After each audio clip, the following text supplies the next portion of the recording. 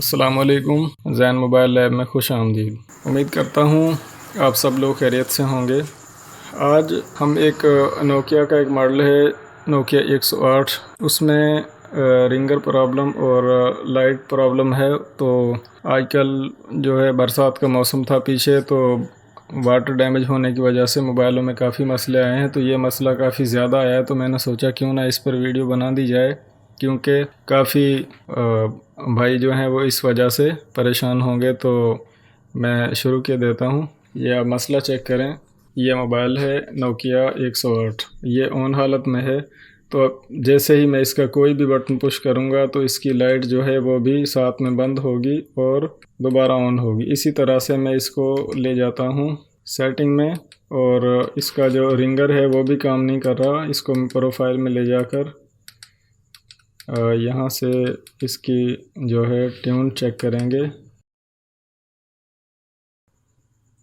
तो जैसे ही ट्यून जो है वो ऑन होगी, यानी कि जैसे ही वॉल्यूम मैंने अप किया तो वैसे ही स्क्रीन बंद हो जाएगी। यानी कि सिंपल सा ये कि जिन लोगों को ये मसला आ रहा है वो तो बआसानी समझ सकेंगे कि जब तक जो है मोबाइल की रिंग चलेगी उस वक्त तक स्क्रीन की लाइट जो है वो ऑन नहीं होगी। ये मसला आ रहा है। और जैसा जब भी कोई बटन प्रेस करते हैं तो स्क्रीन की लाइट जो है LCD की लाइट बंद हो जाती है। तो मोबाइल को ऑफ़ करके ओपन करेंगे और इसको केसिंग को मैं साइड पर रख देता हूँ और बैटरी को भी निकाल देता हूँ। और उसके बाद किसी ओपनर या किसी भी चीज़ से मोबाइल को इनर बॉडी में से यानी कि हड्डी में से बाहर निकालेंगे। ये रिंगर आप देख सकते हैं ओरिजिनल है। इसको मैं हड्डी को साइड पर रख देता हूँ। ये बोर्ड है। तो इसका जब भी मोबाइल में हार्डवेयर का कोई मसला हो तो बोर्ड को बहुत गौर से देखा जाता है, और जो मोबाइल रिपेयरिंग का काम करते हैं वो समझ जाते हैं कि किस जगह पर फॉल्ट है या कौन सी जगह जो है वो पानी लगने से मोबाइल वाटर डैमेज होने की वजह से कौन सी जगह ज़्यादा मुतासर हुई है। अब जैसा कि ये मोबाइल मैंने इसी हालत में रिसीव किया है जैसा कि आपके सामने है, तो आप यहाँ पर देख सकते हैं कि रिंगर के जो पॉइंट हैं उनको शोल्ड किया गया है। शायद जंपरिंग वगैरह भी की गई होगी, लेकिन दरअसल मसला यहाँ पर नहीं है। काफ़ी लोग मोबाइल को यहाँ से रिपेयर करते हैं B-BAT यानी कि बैटरी के जमा वाले पॉइंट से कोई से स्पीकर के पॉइंट में करंट देकर चेक करते हैं। उससे ट्यून तो चलती है, साथ में वाइब्रेशन भी होती है, आवाज़ पूरी नहीं होती। तो वो इसका ठीक सलूशन नहीं है। तो इसको हम ओरिजिनली रिपेयर करेंगे और रिंग जो है उसकी आवाज़ भी पूरी होगी, LCD की लाइट और साथ में ब्लिंकिंग का मसला भी ख़त्म हो जाएगा। तो ये जो CPU है, जैसा कि आप जानते हैं कि जो नोकिया के पुराने फ़ोन होते थे, जैसा कि DCT-4 में नोकिया 1208 और दूसरे 1650 वगैरह 5030 काफ़ी जो मॉडल हैं उनमें आवाज़ का IC अलग लगा होता था।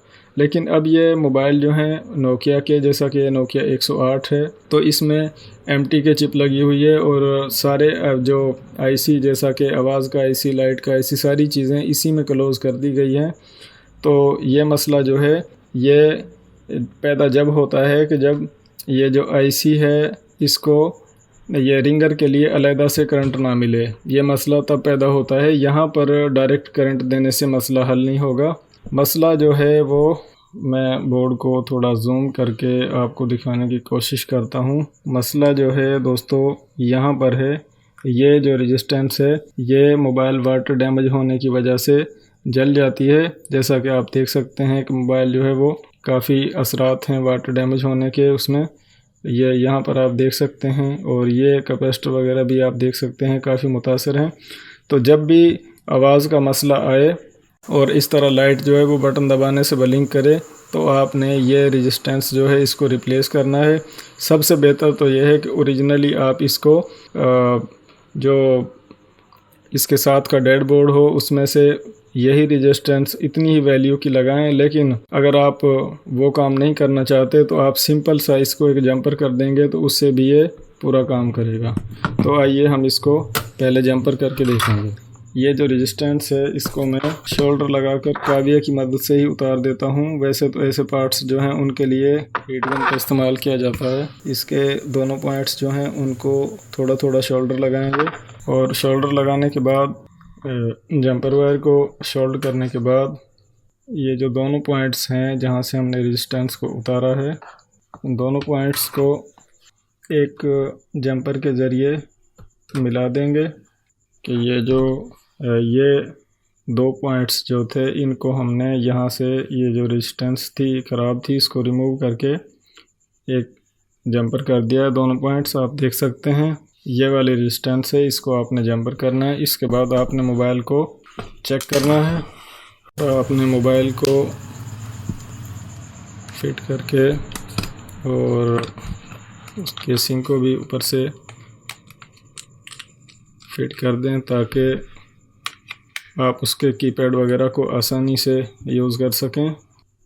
मोबाइल जो है वो मैंने पावर ऑन किया, पावर ऑन करने के बाद ट्यून किया। आवाज़ तो आपने सुनी ही ली होगी, साथ में अब आप ये कीपैड भी चेक कर सकते हैं, बल्कि कीपैड वाली ट्यून जो है वो भी आप देख सकते हैं। और इसके अलावा अब हम इसका रिंगर जो है वो चेक करेंगे।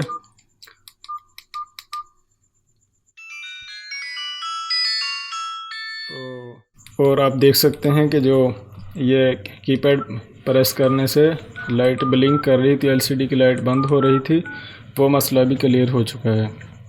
तो उम्मीद करता हूँ कि आपको ये नोकिया 108 की जो एलसीडी ब्लिंकिंग और रिंगर का जो मसला है उसकी ये जो छोटी सी वीडियो की मदद से जो मैंने सलूशन आपको दिया है ये आपको पसंद आएगा। तो दोस्तों, इसी तरह की मज़ीद यूज़फुल वीडियोस देखने के लिए ज़ैन मोबाइल लैब हमारे चैनल को सब्सक्राइब कर लें और वीडियोस को मुकम्मल देखा करें। वीडियोस पर कमेंट करें, वीडियोस को लाइक करें, शेयर करें। अपना ख्याल रखें। अल्लाह हाफ़िज़।